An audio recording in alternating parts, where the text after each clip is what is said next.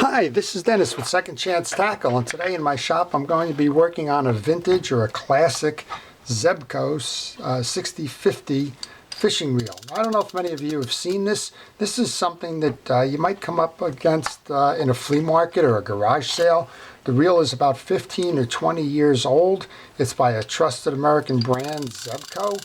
But like many of the American manufacturers in the 90s, they were starting to send the reel production outside the U.S. In this case, Zebco, much like Penn, started production in Japan. And Japan had a couple of nice classic reels like this. For example, the Daiwa 4000 or 5000 C series. The Ryobi was also another one in the silver series. Penn produced their 105C series in Japan, and Zebco as well with this 6050 reel was also Japanese. It's a single ball bearing reel, the ball bearing being on the pinion drive, 2 bushings, some solid gearing in here. One that if you find at the right price, would be an excellent value because it's going to last a long time. These reels are over-engineered by today's standards. They're all metal casing. There's bushings, as I mentioned, on the sides. And the only drawback versus a reel today, which would have the graphite casing and be a little bit lighter, is that today's reels have an instant anti-reverse, and that didn't come along at this time. So let's get started. I'll show you the internal workings and how to service one of these if you own one, and if you are considering buying one, take a look at what's inside to give you an idea. So first what we're going to do is remove the side plate and the handle to gain access to the main gear. Most of the time on reels, if you see a solid bearing cap that doesn't spin when the reel is turned, usually means that the handle is screwed in. This is not the case. In this case, there's a through screw. I believe it's a nut in here. Yep, you'll see that. And so to remove the handle, you need a flat-bladed screwdriver to pull that out. And we'll set that aside. So you notice 2 things here. I'm wearing a protective glove, which I always like to do when I service these. And secondly is I have a parts bucket to put the small pieces and parts. That way when I go to reassemble, I know where they are. Okay, so we remove that out. Here's your through shaft with the screw side. And to gain access to the main drive now, we just need a flat-bladed screwdriver. Any old flat-bladed screwdriver will do. And we just simply back these off.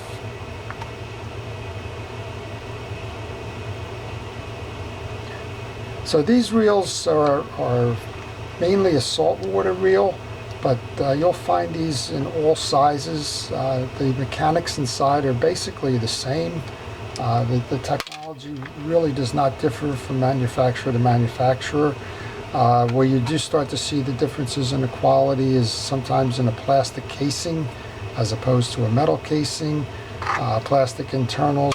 In some cases, like the Penn, for the Daiwa, you'll see stainless steel parts for the gearing. You'll see brass on the main drives. You'll see additional bearings, for example.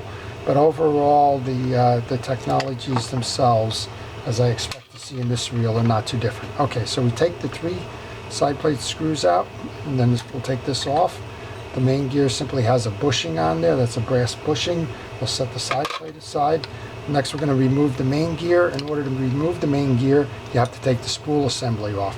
To remove the spool assembly, there's a small screw in the crosswind bracket. We're going to take that off. And again, a parts bucket's great for small screws because you don't have to go looking for it. Once that is removed, I simply hold the crosswind block and pull from the top. You do not need to take the knob, the drag knob, or the spool off in order to remove the spool shaft. We'll do that later because I'm going to go service the gears. This is a reel I found in a flea market, so I don't know what the drag washers are underneath. So we're going to go ahead and take our time and go do that. All right, once we're there, I'll just show you elementary service. Again, these are all basically the same. Crosswind gear, crosswind block, main gear, pinion gear, and a bearing up top. So we took the shaft out. Now we can take the main gear out. That simply pulls out. We'll check that main gear to make sure that all of the teeth are there and not damaged. And then we will check the secondary gear, which drives the cross wind, which makes the shaft go up and down. We want to make sure that all the teeth there are in good condition. This reel is relatively clean, so we're just going to go ahead and apply a little bit of grease to these. And in the grease, I use a blue grease. In this case, it's a Penn Precision Reel grease, but there's others in the market out there. So I want to grease the shaft. This is going to go into the other bushing. Put a light coating on the crosswind gear, and just smell a little bit here and there on the main gear as well. I'm going to set that aside. Underneath there then, there's the two pieces that make the crosswind. This is what makes the spool go up and down. The first one is the actual crosswind gear, and this one again is clean, so I'm just going to put a little lube on that. And little is an operative word. I found that a lot of reels fail because they don't have enough lubrication, but then I find a lot fail because there's too much lubrication. So just a little will do there. Okay, and that goes back on to the stud, seated, and then you'll find the reverse side of the cross block has a little piece that holds it true, and then it has a little indentation here, and most of the spinning wheels that you open up are going to work this way. And then again, there's a stud on that crosswind gear. So we're going to go ahead and put that sleeve back on, and then we're going to reinsert the main gear into the bushing first, into the onto the main shaft second. Okay, and then we're going to come over and we're going to service the bearing underneath. This is a 12mm nut. When servicing reels are not necessarily threaded the same. Some reels are threaded what I'll call reverse threading, or in other words, it loosens clockwise rather than counterclockwise. In this case, that nut is a counterclockwise one. Just want to check the bearing looks good. Just going to make sure that it turns. I use a little pick for that. It does. So I'm just going to oil bearings. So a lot of people ask what's the difference between oil and greasing. I use oil on the bearings. I use grease on the moving parts and gears. So in this case, this oil is a Reelex. It's specifically formulated for fishing reels. And that's all you need to do there. Just a couple of drops there. Reinstall that spool, and then reinstall the nut. Again, this is the traditional threading, so it's a clockwise turn. This is another reason why I don't wear a latex glove on my right hand. I'm right-handed by nature, and I have some trouble from time to time with smaller parts. And I find that if I have that latex glove on there, that I can't work those parts. So there we go. We're on there now. All right, and then simply tighten it up.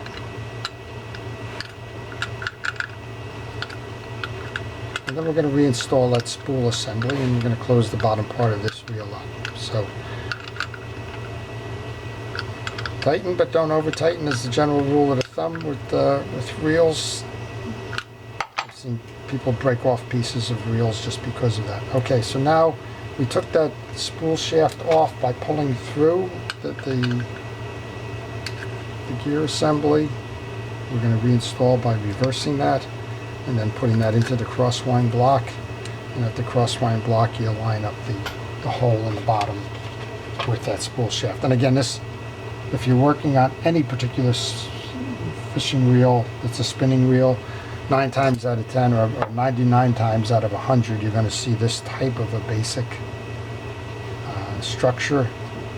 It really hasn't been a lot changed in the mechanics of fishing reels over time. And again, this one's about 20 years old. Like I said, up top you'll see changes like the instant anti-reverse bearing is now in there. But otherwise, this is me with the trouble that I have with small parts. But if you'll just Be patient there, we'll get this done.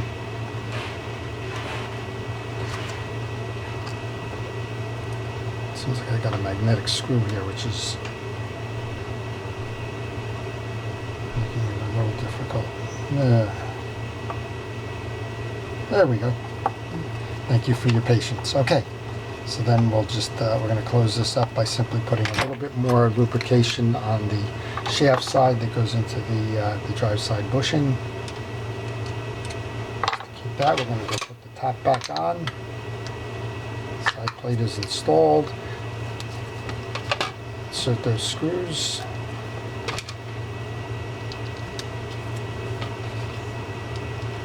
Tighten those screws down.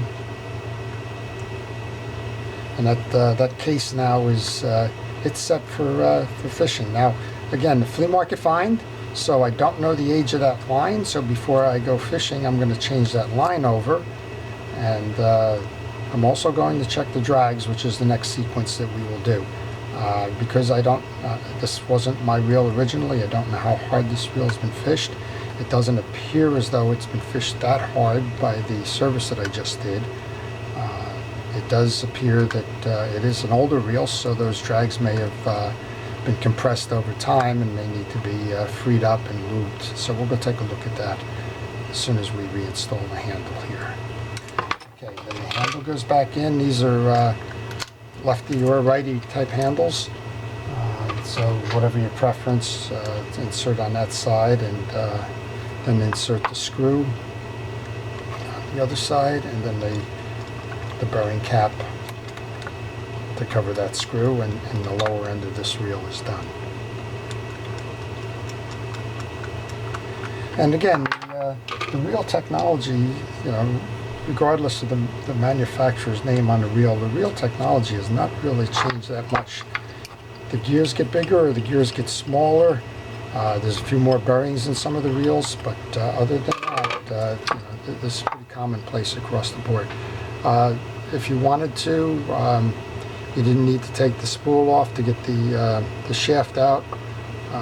You could take this top off by removing these two gears and not have to take the insides apart. But in the case of what we're doing with this reel, I was showing you both. Okay, these technologies have not changed either. The drags are inside the spool. There's a retainer clip in there. I use my little metal pick to get at the retaining spring. I always hold a finger over that retaining spring because it can shoot out. It is a spring, so it rides in a groove. Here's the spring, and we're just going to set that back in the parts bucket there so that we have access to it. Okay, then we're going to pull these washers out.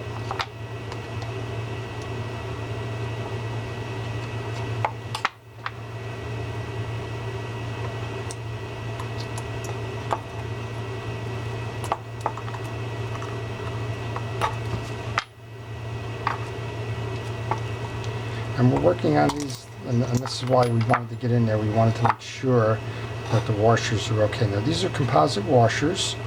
They're in pretty good condition overall.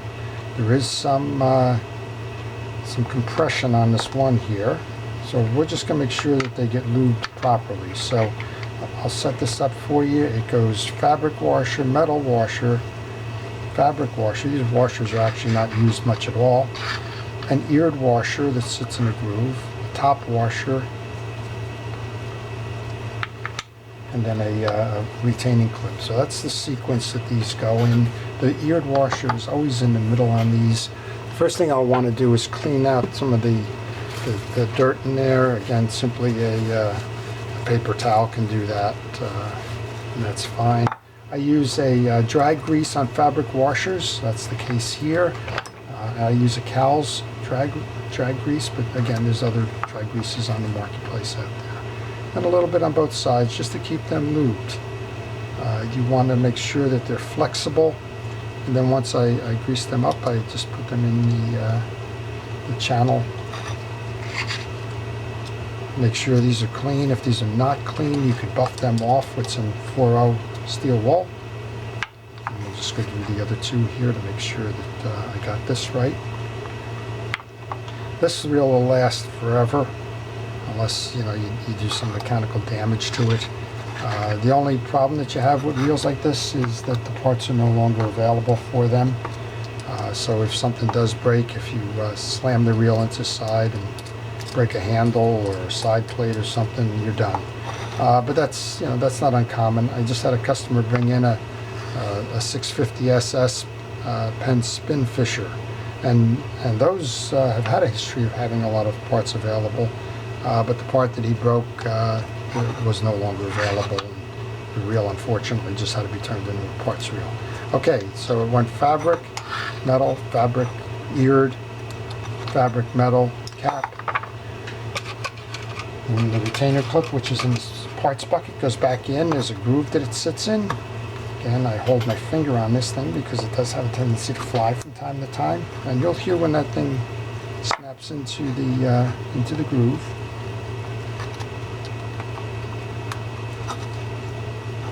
Okay, it's back in the groove. You can see it's seated there.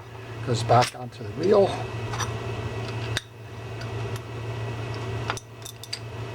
Make sure that it's fit. Back to my parts bucket to get my drag knob. And this reel has been properly serviced, and I've given you a good look at what makes it up. So if you see one of these at a garage sale, if you own one of these, if you're considering buying one of these, at great value. You can pick them up relatively inexpensively. Solid reel, good components inside of it, ball bearing operation, smooth. Nice drag system there with the 3 drags, and ready to go fishing for a long time. So I hope that's been helpful to you. I hope that some of the hints and some of the histories that I've given you has proved valuable. And I wish you good luck if you have one of these that you're going to restore. One final comment. I do a lot of reel repairs. I'm always interested in your comments. If you like the video, please indicate so by liking this. If you'd like to see more of these, I post about 2 times a week, and various types of reels, both old and new.